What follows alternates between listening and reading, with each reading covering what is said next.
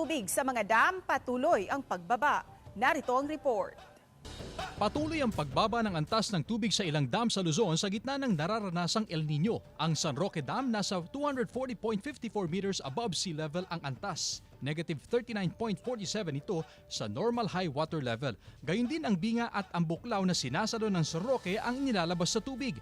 Mahigit 36 na puntos din ang deviation ng Pantabangan Dam sa normal high water level nito.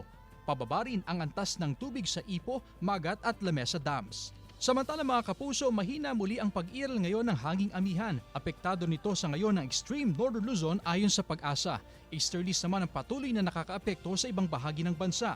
Base sa rainfall forecast ng Metro Weather, maayos sa panahon ang aasahan ngayon sa halos buong bansa maliban sa ilang lugar na maaring magkaroon ng light to moderate rains.